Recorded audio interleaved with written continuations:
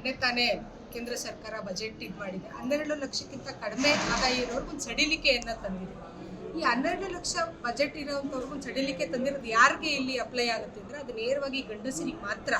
ಹೆಣ್ಮಕ್ಳು ದಿನನಿತ್ಯದ ಖರ್ಚುಗಳನ್ನು ಮಾಡ್ತಿದ್ದಾರೆ. GST ಹೆಚ್ಚಾಗ್ತಿದೆ. ತೊಗರಿ ಬೆಳೆಗೆ ಒಂದು ಇದ್ರ ಮೇಲೆ 18% GSTನ ಹೆಣ್ಮಕ್ಳು ಕಟ್ತಿದ್ದಾರೆ.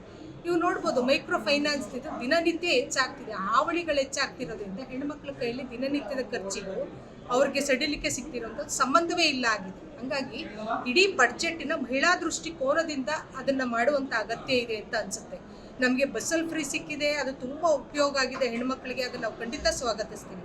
ಆದರೆ ಅದು ಅಷ್ಟರಿಂದನೇ ಸಾಕಾಗಲ್ಲ. ಸ್ತ್ರೀ ಭ್ರೂಣ ಹತ್ಯೆಗಳು ಹೆಚ್ಚಾಗ್ತಿದೆ, ಮಹಿಳೆಯರ ದಿನನಿತ್ಯದ ಹಿಂಸೆಗಳಿಗೆ ಒಂದು ಲಾರ್ಜ್ ಟರ್ಮ್ನಲ್ಲಿರುವಂಥ ಒಂದು ಬಡ್ಜೆಟ್ನ ಅಗತ್ಯ ಇದೆ ಅಂತ ಅನಿಸುತ್ತೆ. ಶಾಲಾ ಕಾಲೇಜುಗಳಿಂದಲೂ ಕೂಡ ಈ ವಿಚಾರಕ್ಕೆ ಸಂಬಂಧಪಟ್ಟಂಗೆ, ಸಮಾನತೆ ವಿಚಾರಕ್ಕೆ ಸಂಬಂಧಪಟ್ಟಂಗೆ ಎಜುಕೇಟ್ ಮಾಡುವಂಥ ಅಗತ್ಯ ಇದೆ. ಅದು ಎಜುಕೇಟ್ ಮಾಡೋದು ಶಾಲಾ ಕಾಲೇಜ್ ಮಾತ್ರ ಅಲ್ಲ, ಅದು ಒಂದಿನದ ಕಾರ್ಯಕ್ರಮವೂ ಕೂಡ ಅಲ್ಲ. ಹಂಗಾಗಿ ಮೈಕ್ರೋ ಫೈನಾನ್ಸ್ ಇರ್ಬೋದು, ಸ್ತ್ರೀ ಭ್ರೂಣ ಹತ್ಯೆ ಇರ್ಬೋದು, ಇದೆಲ್ಲದ ಸಾವಿಗೆ ಮುಖ್ಯ ಕಾರಣ ನಾವು ಒಂದೊಂದು ವರ್ಷಗಳಲ್ಲಿ ಮಾಡುವಂಥ ಬಡ್ಜೆಟು ಆ ವರ್ಷಕ್ಕೆ ಮಾತ್ರ ಆಗುವಂಥದ್ದಾಗುತ್ತೆ. ಮಹಿಳಾ ವಿಚಾರವನ್ನು ತಗೊಳ್ಳೋದಾದರೆ ದೂರ ದೃಷ್ಟಿಕೋನ ಉಳ್ಳವಂಥ ಒಂದು ಬಡ್ಜೆಟ್ ಬೇಕಾಗುತ್ತೆ ಅನಿಸುತ್ತೆ. ಆ ದೃಷ್ಟಿಕೋನದಿಂದ ಬಡ್ಜೆಟ್ ಆದಾಗ ಮಾತ್ರವೇ ಹೆಣ್ಮಕ್ಳಿಗೆ ಏನಾದರೂ ಒಳ್ಳೆಯದಾಗುತ್ತೆ ಅಂತ ಅನಿಸುತ್ತೆ. ಮುಖ್ಯವಾಗಿ ಹೇಳೋದಾದರೆ 33% ಇನ್ನೂ ನೆನೆಗುದಿಗೆ ಬಿದ್ದಿದೆ. ಅದನ್ನೇ ಬಂದೇ ಇಲ್ಲ. ಅದು ನಾನು ವಿದ್ಯಾರ್ಥಿ ಇದ್ದಾಗಲಿಂದನೂ ಅದು ಕೇಳ್ತಾನೆ ಇದ್ದೀನಿ. ಜನಸಂಖ್ಯೆ ಅರ್ಧದಷ್ಟಿದೆ. ಟ್ರಾನ್ಸ್ಜೆಂಡರ್ಸ್ನ ಒಳಗೊಂಡು ತಗೊಳ್ಳೋದಾದರೆ 50% ಇನ್ನೂ ಆಗೇ ಇಲ್ಲ. ಅಂದರೆ ಆ ವಿಚಾರಕ್ಕೆ ಹೋಗ್ತಾನೆ ಇಲ್ಲ. ಅದು ದೊಡ್ಡ ಚರ್ಚೆ ಇದೆ. ಅದನ್ನು ಎಲ್ಲ ಮಹಿಳೆಯರು ಕೂಡ ಹಕ್ಕೊತ್ತಾಯವನ್ನು ಮಾಡಬೇಕು, ನೀವು ಕೂಡ ಸಪೋರ್ಟ್ ಮಾಡಬೇಕು, ಅದು ಬೇರೆ ವಿಚಾರ.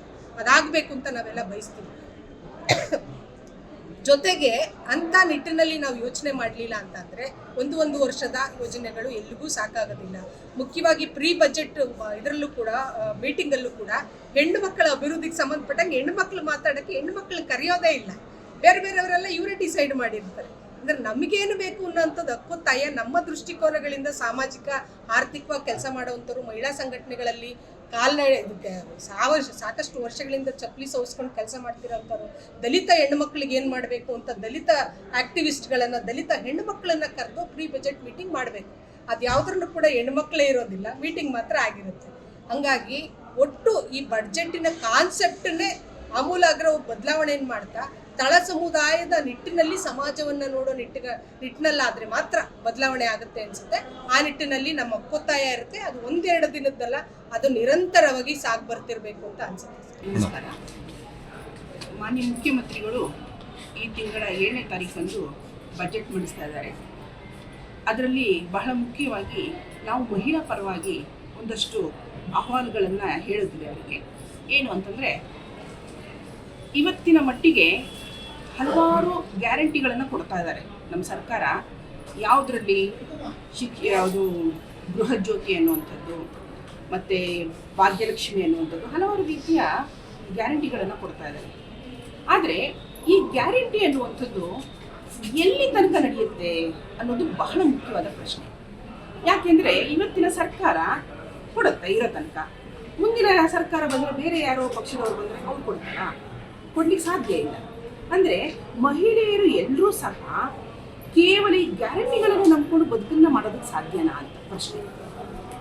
ಇದೆಲ್ಲ ಕೊಡ್ತಾ ಇರುವಂಥದ್ದು ಮೂಲ ಏನು ಅಂತ ಹೇಳ್ಬೋದು ಅಂದರೆ, ಈ ಗ್ಯಾರಂಟಿಗಳಿಂದ ನಮಗೆ ಸಿಗ್ತಾ ಇರೋದು ಕೇವಲ ಹರುಷದ ಕೂಳು. ನಮಗೆ ಬೇಕಾಗಿರುವಂಥದ್ದು ವರ್ಷದ ಕೂಳು. ಈ ವರ್ಷದ ಕೂಳಿಗೋಸ್ಕರ ನಾವು ದುಡಿಬೇಕೇ ಹೊರತು ಹರ್ಷದ ಕೂಳಿಗೆ ಯಾರು ದುಡಿಯುವಂಥ ಅವಶ್ಯಕತೆ ಇಲ್ಲ, ಕೇಳುವಂಥ ಅವಶ್ಯಕತೆ ಇಲ್ಲ. ಇವತ್ತಿರುತ್ತೆ, ನಾಳೆ ಹೋಗುತ್ತೆ. ಇದು ನಮಗೆ ಬೇಕಾಗಿಲ್ಲ. ಹಾಗಂತ ಹೇಳಿ ನನಗೆ ಬೇಕಾಗಿಲ್ಲ ಅಂತ ನನ್ನ ಸ್ವಂತ ಅಭಿಪ್ರಾಯ ಇಲ್ಲ, ಕೊಡಬೇಕು. ಆದರೆ ಇದು ಕೇವಲ ತಾತ್ಕಾಲಿಕ ಅಷ್ಟೇ. ಆದ್ದರಿಂದ ನಾವೇನು ಮಾಡಬೇಕು ಅಂತಂದರೆ, ನಮ್ಮ ಮುಖ್ಯಮಂತ್ರಿಗಳಲ್ಲಿ ಬಜೆಟ್ ಮಂಡಿಸಬೇಕಾದ್ರೆ ನಾವು ಒಂದು ಏನು ಕೇಳ್ಕೊಳ್ತೀವಿ ಅಂದರೆ, ಹೆಣ್ಣು ಮಕ್ಕಳನ್ನು ಸ್ವಾಭಿಮಾನ ಮತ್ತು ಸ್ವಾವಲಂಬಿಗಳಾಗಿ ಮಾಡುವಂತಹ ಬಜೆಟನ್ನು ದಯವಿಟ್ಟು ಮಂಡಿಸಬೇಕು. ಇದರ ಮೂಲಕ ಕೇವಲ ಮಹಿಳೆಯರು ಒಂದು ದಿನಕ್ಕೆ ಮಾತ್ರ ಅಲ್ಲ, ಇಡೀ ಜೀವನ ಪರ್ಯಂತ ಸ್ವಾಭಿಮಾನಿಗಳಾಗಿ ಸ್ವಾವಲಂಬಿಗಳಾಗಿ ಬದುಕೋದಕ್ಕೆ ಅವಕಾಶ ಮಾಡ್ಕೊಳ್ತೀವಿ ನಾವು. ಮತ್ತು ಇನ್ನೊಂದು ಬಹಳ ಮುಖ್ಯವಾಗಿ ಹೇಳಬೇಕು ಅಂದರೆ, ಮೊನ್ನೆ ಒಬ್ಬರು ಸಚಿವರು ಹೇಳಿದ್ರು, ಗ್ಯಾರಂಟಿ ದುಡ್ಡು ಬರ್ತಾ ಇಲ್ಲ ಅಂತ ಕೇಳಿದ್ದಕ್ಕೆ ಮೀಡಿಯಾಗಳಲ್ಲಿ ಹೇಳಿದ್ರು, ಅದೇನು ಸಂಬಳನ ಬರೋದಕ್ಕೆ, ಯಾವಾಗ ಬೇಕಾದ್ರೂ ಬರುತ್ತೆ ಬಿಡಿ ಅಂತ ಒಂದು ಮಾತು ಹೇಳಿದ್ರು. ಇಲ್ಲಿ ಹೆಣ್ಮಕ್ಳನ್ನು ಒಂದು ಯೋಚನೆ ಮಾಡಿ, ಅದೇ ಸಂಬಳ ಅನ್ನುವಂಥದ್ದು ನಾವು ಶಿಕ್ಷಣದ ಮೂಲಕ ಗಳಿಸಿ ನಾವು ಒಂದು ಕೆಲಸವನ್ನು ಗಳಿಸ್ಕೊಂಡು ನಾವು ಕೆಲಸವನ್ನು ಮಾಡಿ ಈ ರೀತಿ ಸಂಬಳ ನಮಗೆ ಬರ್ತಾ ಇಲ್ಲ ಅಂದರೆ ಅವರು ಈ ಪ್ರಶ್ನೆಯನ್ನು ಹೇಳ್ತಾ ಇದ್ರು, ಉತ್ತರವನ್ನು ಈ ರೀತಿ ಕೊಡ್ತಾ ಇದ್ರ ಸಾಧ್ಯ ಇಲ್ಲ. ಆದ್ದರಿಂದ ಕೇವಲ ನಮಗೆ ಹರ್ಷದ ಕೂಳು ನಮಗೆ ಬೇಕಾಗಿಲ್ಲ, ವರ್ಷಕ್ಕೆ ಬೇಕಾಗಿರುವಂಥ ಕೂಳನ್ನು ಹೆಣ್ಣು ಮಕ್ಕಳು ತನಗೆ ತಾನೇ ದುಡಿದುಕೊಳ್ಳುವಂತಹ ರೀತಿಯಲ್ಲಿ ನಮಗೆ ಬಜೆಟ್ ಸನ್ಮಾನಿಸಿ. ಉದಾಹರಣೆಗೆ ಹಲವಾರು ರೀತಿಯಲ್ಲಿ ಗುಡಿ ಕೈಗಾರಿಕೆಗಳಿರ್ಬೋದು, ಕೌಶಲ್ಯತೆಗಳಿರ್ಬೋದು, ಇದೆಲ್ಲದಕ್ಕೂ ಗ್ರಾಮೀಣ ಪ್ರದೇಶಗಳಲ್ಲಿ ಇವತ್ತು ಏನಾಗ್ತಿದೆ ಅಂದರೆ ಶಿಕ್ಷಣದ ಮಟ್ಟ ಅನ್ನುವಂಥದ್ದು ಇಳಿತಾ ಇದೆ. ಯಾಕೆ? ಸೌಲಭ್ಯಗಳಿಲ್ಲ, ಮೂಲಭೂತ ಸೌಲಭ್ಯಗಳಿಲ್ಲ, ಒಂದು ಶೌಚಾಲಯಗಳಿಲ್ಲ. 100 ಜನ ಮಕ್ಕಳಿಗೆ ಒಂದು ಶೌಚಾಲಯ ಇರುತ್ತೆ. ಎಲ್ಲಿ ಅದು ಶುಚಿತ್ವ ಅನ್ನುವಂಥದ್ದು ಎಲ್ಲಿ ಕಂಡು ಬರುತ್ತೆ? ಇದನ್ನೆಲ್ಲವನ್ನು ಸಹ ಬಜೆಟ್ನಲ್ಲಿ ನೀವು ಖಂಡಿತವಾಗಿ ಇದನ್ನ ಬದಲಾವಣೆ ತರಬೇಕು. ಆಗ ಮಾತ್ರ ಗ್ರಾಮೀಣ ಪ್ರದೇಶದಲ್ಲಿರುವಂತಹ ಹೆಣ್ಣು ಮಕ್ಕಳು ಎಲ್ಲರೂ ಸಹ ಶಾಲೆಗೆ ಬರ್ತಾರೆ. ಸರ್ಕಾರಿ ಸೌಲಭ್ಯಗಳನ್ನು ಹೇಳಿ ನೀವು ಉಚಿತವಾಗಿ ಬಸ್ಸನ್ನು ಮಕ್ಕಳಿಗೆ ಮಾಡಿ, ಹೆಣ್ಣು ಮಕ್ಕಳಿಗೆ ನೀವು ಕೊಡೋದಕ್ಕಿಂತಲೂ ಮಕ್ಕಳಿಗೆ ಉಚಿತ ಬಸ್ ಮಾಡಿ. ಅದು ಮಕ್ಕಳ ಸಂಖ್ಯೆ ಹೆಚ್ಚಾಗತ್ತೆ, ಸರ್ಕಾರಿ ಶಾಲೆಗಳು ಉಳಿಯುತ್ತೆ. ಆ ಶಾಲೆಗಳಿಂದ ಉಳಿದು ಸರ್ಕಾರಿ ನೌಕರಿಯನ್ನು ಗಿಟ್ಟಿಸ್ಕೊಳ್ಳುವಂಥ ಕೆಲಸಗಳನ್ನು ಅವ್ರು ಮಾಡ್ಕೋತಾರೆ. ನೀವೇನು ಮಾಡಕ್ಕೆ ಹೋಗ್ಬೇಡಿ, ಕೇವಲ ಒಂದು ದಾರಿಯನ್ನು ತೋರಿಸಿ ಆ ಮೂಲಕ ಹೆಣ್ಣು ಮಕ್ಕಳು ತಮ್ಮ ದಾರಿನ ತಾವೇ ಕೊಂಡುಕೊಳ್ತಾರೆ. ಮೊನ್ನೆ ತಾನೇ ಕೇಂದ್ರ ಸರ್ಕಾರ ಬಜೆಟ್ ಮಾಡಿದೆ. 12 ಲಕ್ಷಕ್ಕಿಂತ ಕಡಿಮೆ ಆದಾಯ ಇರೋರ್ಗೂ ಒಂದು ಸಡಿಲಿಕೆಯನ್ನು ತಂದಿದೆ. ಈ 12 ಲಕ್ಷ ಬಜೆಟ್ ಇರೋವಂಥವ್ರಿಗೂ ಒಂದು ಸಡಿಲಿಕೆ ತಂದಿರೋದು ಯಾರಿಗೆ ಇಲ್ಲಿ ಅಪ್ಲೈ ಆಗುತ್ತೆ ಅಂದರೆ ಅದು ನೇರವಾಗಿ ಗಂಡಸರಿಗೆ ಮಾತ್ರ. ಹೆಣ್ಮಕ್ಳು ದಿನನಿತ್ಯದ ಖರ್ಚುಗಳನ್ನು ಮಾಡ್ತಿದ್ದಾರೆ. GST ಹೆಚ್ಚಾಗ್ತಿದೆ. ತೊಗರಿ ಬೆಳೆಗೆ ಒಂದು ಇದ್ರ ಮೇಲೆ 18% GSTನ ಹೆಣ್ಮಕ್ಳು ಕಟ್ತಿದ್ದಾರೆ. ನೀವು ನೋಡ್ಬೋದು ಮೈಕ್ರೋ ಫೈನಾನ್ಸ್ ದಿನನಿತ್ಯ ಹೆಚ್ಚಾಗ್ತಿದೆ. ಹಾವಳಿಗಳು ಹೆಚ್ಚಾಗ್ತಿರೋದ್ರಿಂದ ಹೆಣ್ಮಕ್ಳ ಕೈಯಲ್ಲಿ ದಿನನಿತ್ಯದ ಖರ್ಚಿಗೂ ಅವ್ರಿಗೆ ಸಡಿಲಿಕೆ ಸಿಗ್ತಿರೋಂಥದ್ದು ಸಂಬಂಧವೇ ಇಲ್ಲ ಆಗಿದೆ. ಹಂಗಾಗಿ ಇಡೀ ಬಡ್ಜೆಟಿನ ಮಹಿಳಾ ದೃಷ್ಟಿಕೋನದಿಂದ ಅದನ್ನು ಮಾಡುವಂಥ ಅಗತ್ಯ ಇದೆ ಅಂತ ಅನಿಸುತ್ತೆ. ನಮಗೆ ಬಸ್ಸಲ್ಲಿ ಫ್ರೀ ಸಿಕ್ಕಿದೆ, ಅದು ತುಂಬ ಉಪಯೋಗ ಆಗಿದೆ ಹೆಣ್ಮಕ್ಳಿಗೆ, ಅದನ್ನು ನಾವು ಖಂಡಿತ ಸ್ವಾಗತಿಸ್ತೀವಿ. ಆದರೆ ಅದು ಅಷ್ಟರಿಂದನೇ ಸಾಕಾಗಲ್ಲ. ಸ್ತ್ರೀ ಭ್ರೂಣ ಹತ್ಯೆಗಳು ಹೆಚ್ಚಾಗ್ತಿದೆ. ಮಹಿಳೆಯರ ದಿನನಿತ್ಯದ ಹಿಂಸೆಗಳಿಗೆ ಒಂದು ಲಾರ್ಜ್ ಟರ್ಮ್ನಲ್ಲಿರುವಂಥ ಒಂದು ಬಡ್ಜೆಟ್ನ ಅಗತ್ಯ ಇದೆ ಅಂತ ಅನಿಸುತ್ತೆ. ಶಾಲಾ ಕಾಲೇಜುಗಳಿಂದಲೂ ಕೂಡ ಈ ವಿಚಾರಕ್ಕೆ ಸಂಬಂಧಪಟ್ಟಂಗೆ, ಸಮಾನತೆ ವಿಚಾರಕ್ಕೆ ಸಂಬಂಧಪಟ್ಟಂಗೆ ಎಜುಕೇಟ್ ಮಾಡುವಂಥ ಅಗತ್ಯ ಇದೆ. ಅದು ಎಜುಕೇಟ್ ಮಾಡೋದು ಶಾಲಾ ಕಾಲೇಜ್ ಮಾತ್ರ ಅಲ್ಲ, ಅದು ಒಂದಿನದ ಕಾರ್ಯಕ್ರಮವೂ ಕೂಡ ಅಲ್ಲ. ಹಂಗಾಗಿ ಮೈಕ್ರೋ ಫೈನಾನ್ಸ್ ಇರ್ಬೋದು, ಸ್ತ್ರೀ ಭ್ರೂಣ ಹತ್ಯೆ ಇರ್ಬೋದು, ಇದೆಲ್ಲದ ಸಾವಿಗೆ ಮುಖ್ಯ ಕಾರಣ ನಾವು ಒಂದೊಂದು ವರ್ಷಗಳಲ್ಲಿ ಮಾಡುವಂಥ ಬಡ್ಜೆಟು ಆ ವರ್ಷಕ್ಕೆ ಮಾತ್ರ ಆಗುವಂಥದ್ದಾಗುತ್ತೆ. ಮಹಿಳಾ ವಿಚಾರವನ್ನು ತಗೊಳ್ಳೋದಾದರೆ ದೂರದೃಷ್ಟಿಕೋನ ಉಳ್ಳವಂಥ ಒಂದು ಬಡ್ಜೆಟ್ ಬೇಕಾಗುತ್ತೆ ಅನಿಸುತ್ತೆ. ಆ ದೃಷ್ಟಿಕೋನದಿಂದ ಬಡ್ಜೆಟ್ ಆದಾಗ ಮಾತ್ರವೇ ಹೆಣ್ಮಕ್ಳಿಗೆ ಏನಾದರೂ ಒಳ್ಳೆಯದಾಗುತ್ತೆ ಅಂತ ಅನಿಸುತ್ತೆ.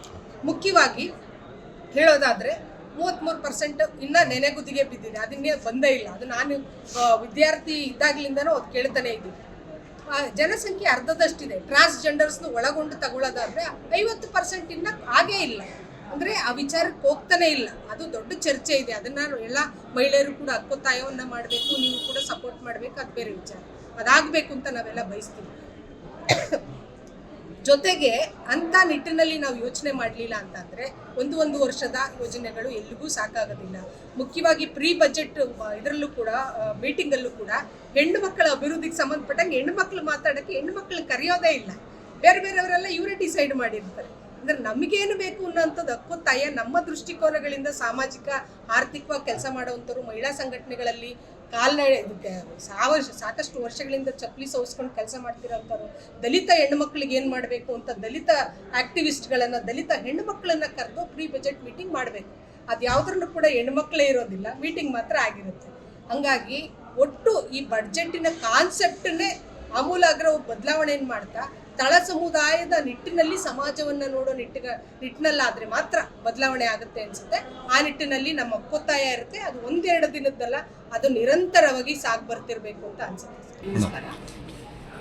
ಮಾನ್ಯ ಮುಖ್ಯಮಂತ್ರಿಗಳು ಈ ತಿಂಗಳ 7ನೇ ತಾರೀಕಂದು ಬಜೆಟ್ ಮಂಡಿಸ್ತಾ ಇದ್ದಾರೆ. ಅದರಲ್ಲಿ ಬಹಳ ಮುಖ್ಯವಾಗಿ ನಾವು ಮಹಿಳಾ ಪರವಾಗಿ ಒಂದಷ್ಟು ಅಹವಾಲುಗಳನ್ನು ಹೇಳಿದ್ವಿ ಅವರಿಗೆ. ಏನು ಅಂತಂದರೆ, ಇವತ್ತಿನ ಮಟ್ಟಿಗೆ ಹಲವಾರು ಗ್ಯಾರಂಟಿಗಳನ್ನು ಕೊಡ್ತಾ ಇದ್ದಾರೆ ನಮ್ಮ ಸರ್ಕಾರ. ಯಾವುದರಲ್ಲಿ ಯಾವುದು ಗೃಹಜ್ಯೋತಿ ಅನ್ನುವಂಥದ್ದು, ಮತ್ತು ಭಾಗ್ಯಲಕ್ಷ್ಮಿ ಅನ್ನುವಂಥದ್ದು, ಹಲವಾರು ರೀತಿಯ ಗ್ಯಾರಂಟಿಗಳನ್ನು ಕೊಡ್ತಾ ಇದ್ದಾರೆ. ಆದರೆ ಈ ಗ್ಯಾರಂಟಿ ಅನ್ನುವಂಥದ್ದು ಎಲ್ಲಿ ತನಕ ನಡೆಯುತ್ತೆ ಅನ್ನೋದು ಬಹಳ ಮುಖ್ಯವಾದ ಪ್ರಶ್ನೆ. ಯಾಕೆಂದರೆ ಇವತ್ತಿನ ಸರ್ಕಾರ ಕೊಡುತ್ತೆ ಇರೋ ತನಕ, ಮುಂದಿನ ಸರ್ಕಾರ ಬಂದರೆ ಬೇರೆ ಯಾರೋ ಪಕ್ಷದವರು ಬಂದರೆ ಅವ್ರು ಕೊಡ್ತಾರಾ? ಕೊಡ್ಲಿಕ್ಕೆ ಸಾಧ್ಯ ಇಲ್ಲ. ಅಂದರೆ ಮಹಿಳೆಯರು ಎಲ್ಲರೂ ಸಹ ಕೇವಲ ಈ ಗ್ಯಾರಂಟಿಗಳನ್ನು ನಂಬ್ಕೊಂಡು ಬದುಕನ್ನ ಮಾಡೋದಕ್ಕೆ ಸಾಧ್ಯನಾ ಅಂತ ಪ್ರಶ್ನೆ. ಇದೆಲ್ಲ ಕೊಡ್ತಾ ಇರುವಂಥದ್ರ ಮೂಲ ಏನು ಅಂತ ಹೇಳ್ಬೋದು ಅಂದರೆ, ಈ ಗ್ಯಾರಂಟಿಗಳಿಂದ ನಮಗೆ ಸಿಗ್ತಾ ಇರೋದು ಕೇವಲ ಹರುಷದ ಕೂಳು. ನಮಗೆ ಬೇಕಾಗಿರುವಂಥದ್ದು ವರ್ಷದ ಕೂಳು. ಈ ವರ್ಷದ ಕೂಳಿಗೋಸ್ಕರ ನಾವು ದುಡಿಬೇಕೇ ಹೊರತು ಹರ್ಷದ ಕೂಳಿಗೆ ಯಾರು ದುಡಿಯುವಂಥ ಅವಶ್ಯಕತೆ ಇಲ್ಲ, ಕೇಳುವಂಥ ಅವಶ್ಯಕತೆ ಇಲ್ಲ. ಇವತ್ತಿರುತ್ತೆ, ನಾಳೆ ಹೋಗುತ್ತೆ. ಇದು ನಮಗೆ ಬೇಕಾಗಿಲ್ಲ. ಹಾಗಂತ ಹೇಳಿ ನನಗೆ ಬೇಕಾಗಿಲ್ಲ ಅಂತ ನನ್ನ ಸ್ವಂತ ಅಭಿಪ್ರಾಯ ಇಲ್ಲ, ಕೊಡಬೇಕು. ಆದರೆ ಇದು ಕೇವಲ ತಾತ್ಕಾಲಿಕ ಅಷ್ಟೇ. ಆದ್ರಿಂದ ನಾವೇನು ಮಾಡಬೇಕು ಅಂತಂದರೆ, ನಮ್ಮ ಮುಖ್ಯಮಂತ್ರಿಗಳಲ್ಲಿ ಬಜೆಟ್ ಮಂಡಿಸಬೇಕಾದ್ರೆ ನಾವು ಒಂದು ಏನು ಕೇಳ್ಕೊಳ್ತೀವಿ ಅಂದರೆ, ಹೆಣ್ಣು ಮಕ್ಕಳನ್ನು ಸ್ವಾಭಿಮಾನ ಮತ್ತು ಸ್ವಾವಲಂಬಿಗಳಾಗಿ ಮಾಡುವಂತಹ ಬಜೆಟನ್ನು ದಯವಿಟ್ಟು ಮಂಡಿಸಬೇಕು. ಇದರ ಮೂಲಕ ಕೇವಲ ಮಹಿಳೆಯರು ಒಂದು ದಿನಕ್ಕೆ ಮಾತ್ರ ಅಲ್ಲ, ಇಡೀ ಜೀವನ ಪರ್ಯಂತ ಸ್ವಾಭಿಮಾನಿಗಳಾಗಿ ಸ್ವಾವಲಂಬಿಗಳಾಗಿ ಬದುಕೋದಕ್ಕೆ ಅವಕಾಶ ಮಾಡ್ಕೊಳ್ತೀವಿ ನಾವು.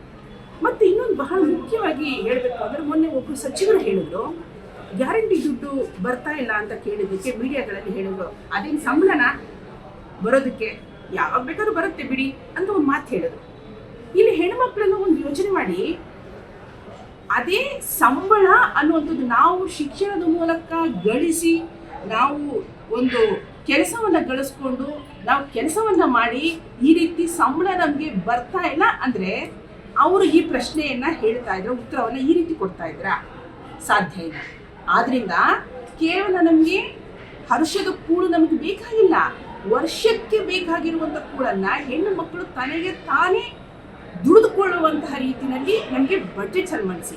ಉದಾಹರಣೆಗೆ ಹಲವಾರು ರೀತಿಯಲ್ಲಿ ಗುಡಿ ಕೈಗಾರಿಕೆಗಳಿರ್ಬೋದು, ಕೌಶಲ್ಯತೆಗಳಿರ್ಬೋದು, ಇದೆಲ್ಲದಕ್ಕೂ ಗ್ರಾಮೀಣ ಪ್ರದೇಶಗಳಲ್ಲಿ ಇವತ್ತು ಏನಾಗ್ತಿದೆ ಅಂದರೆ ಶಿಕ್ಷಣದ ಮಟ್ಟ ಅನ್ನುವಂಥದ್ದು ಇಳಿತಾ ಇದೆ.